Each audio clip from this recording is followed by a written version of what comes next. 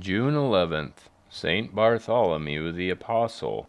Bartholomew was one of the 12 great apostles. In all probability, it appears that Bartholomew and Nathanael are one and the same person. He was a companion of the apostle Philip and Philip's sister, the Virgin Mariamna, and for some time a companion of St. John the theologian. Bartholomew preached the gospel first throughout Asia, and after that in India, and finally in Armenia, where he died a martyr's death in Hierapolis. These holy apostles, by prayer, caused the death of a large serpent, which the heathens kept in their temple and worshipped in this same city, and, by prayer, they restored sight to Stachys, who was blind for 40 years. It was here that a mob rose up against them, and they crucified Philip and Bartholomew. Bartholomew was crucified upside down. At this time an earthquake occurred in which the evil judges and many people perished. Feeling that this was a punishment from God, many ran to remove the apostles from the crosses, but Philip was already dead, while Bartholomew was still alive. After this, Bartholomew went to India, where he preached and translated the Gospel of St. Matthew into the Indian language. Following this, he entered Armenia, where he cured the daughter of the king from insanity. But the envious brother of King Astyages seized God's apostle, crucified him on a cross, skinned him, and finally beheaded him in Armenia, Albanopolis, Derbent. Christians honorably buried his body in a lead sarcophagus. Because many miracles occurred over his relics, the pagans took the sarcophagus and tossed it into the sea. But the water carried the sarcophagus to the island of Lipara, where Bishop Agathon, through a revelation in a dream, met and buried it in the church. Saint Bartholomew, attired in a white garment, appeared in church to Venerable Joseph, the hymnographer, blessed him with the gospel, that he may be able to sing spiritual hymns, saying, "Let heavenly waters of wisdom flow from your tongue." He also appeared to Emperor Anastasius, 491 to 518 A.D., and told him that he would protect the newly established town of Dara. Later, the relics of this great apostle were translated to Benevento and then to Rome. Great and awesome miracles have occurred over these relics. Saint Barnabas the Apostle. Barnabas was one of the 70 apostles. He was born in Cyprus of wealthy parents from the tribe of Levi, and studied together with Saul under Gamaliel. At first he was called Joseph, but the apostles then called him Barnabas, son of consolation,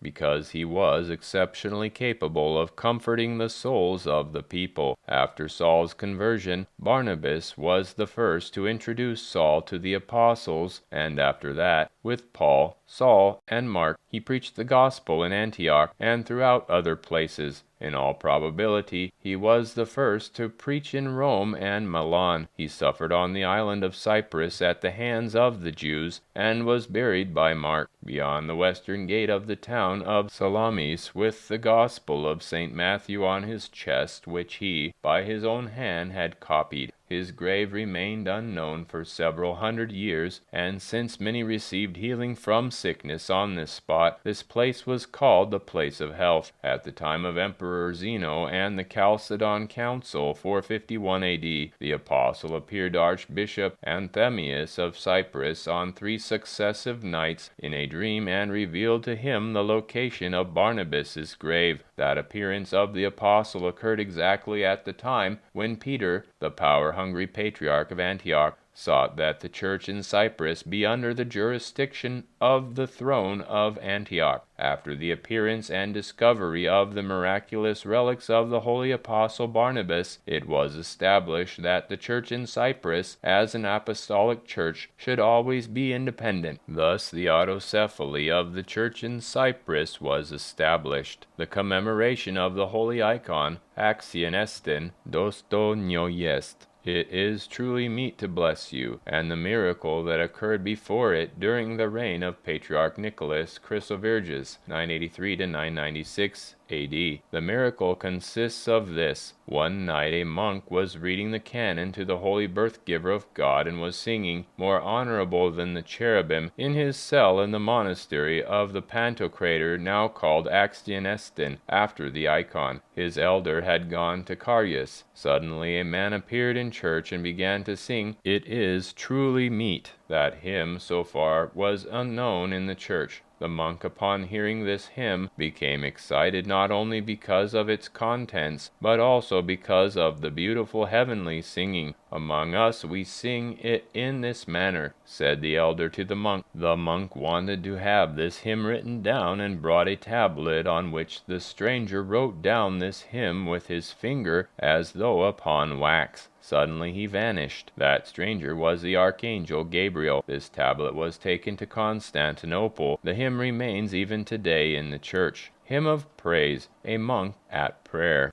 A monk at night, alone in church, with a fervent prayer dispels darkness from his soul. All at once a monk arrived, about him nothing unusual, and as an experienced cantor began to chant. Then the first monk began, more honorable, glorifying the Mother of God, Mother more glorious. To him the miraculous guest spoke about this hymn of praise. "Among us," said he, "this hymn we sing differently. As you began, we do not begin, rather with 'It is truly meet, venerable Father,' and the entire hymn 'It is truly meet' he uttered, and the monk tried not a word to omit. Now I breathe easier, O my virtuous brother, of your hymn allow me to copy it. But pencil he has not, and not even paper has he. The church a place for prayer is, and not for writing." Then the guest at midnight traced the church with a cross, and on the stone with his finger he began to write. As on soft wax on the stone he wrote. At this man the monk was amazed. Of the unusual guest the monk inquired, "Who are you? For you may it be enough that my name is Gabriel." At once he disappeared. The monk with horror recognized the archangel in the monastic habit. That which he wrote no one erased.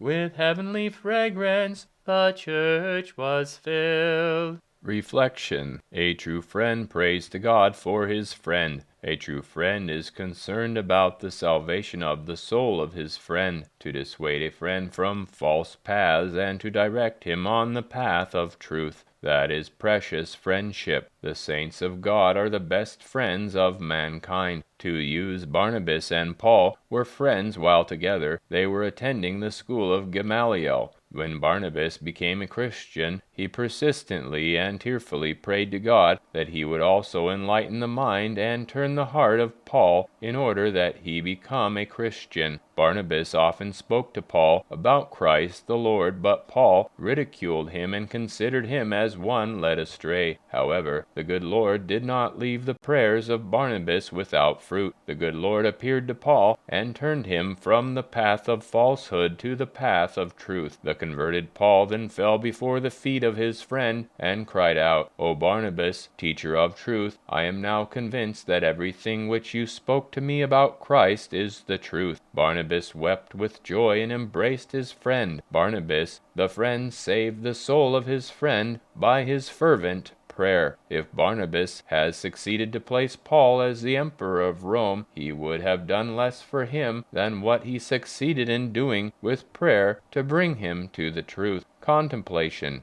to contemplate the miraculous healing of the blind, dumb man. Then was brought to him one possessed with a devil, blind and dumb, and he healed him, insomuch that the blind and dumb both spoke and saw. St. Matthew chapter 12, verse 22. How the Lord healed the man, blind and dumb. How the Lord can instantly heal even my soul, blind and dumb, because of my remoteness from Christ, only if I bring my soul to the Lord. Homily about the master and the slave. He who spares his rod hates his son, but he who loves him takes care to chastise him. Proverbs chapter 13, verse 24. God's love for men transcends the love of men for men, as the heaven transcends the earth, but, nevertheless, the man-loving God chastises men. God chastises men not in order to destroy them, but to correct and save them. O blessed chastisement which emanates from love! For whom the Lord loves, he chastises, and he scourges every son whom he receives. Hebrews chapter 12, verse 6. With what does God chastise? With a rod. What kind of rod? The rod of sickness, the rod of misfortune, the rod of loss, the rod of hunger, the rod of crop failure, the rod of drought, the rod of floods, the rod of death, of relatives and friends, the rod of evil demons, when he permits them authority over man. These are the rods of God by which God chastises his children, in order that he may correct them and bring them back to their senses, enlighten and save them. Why should the parent not chastise his children if he truly loves them? The rod is a tool of great love and concern. If the child is not sensitive to spiritual chastisement, the child is sensitive to the rod. The more a child is insensitive to the spiritual and conscience,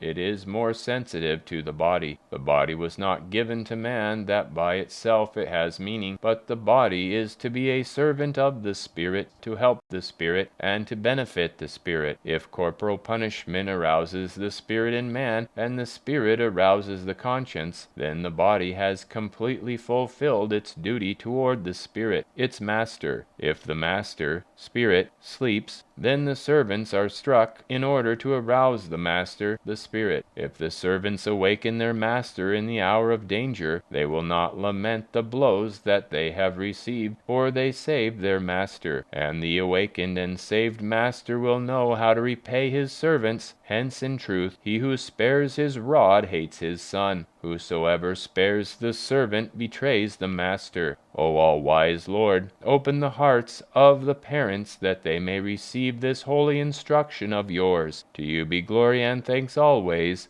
Amen.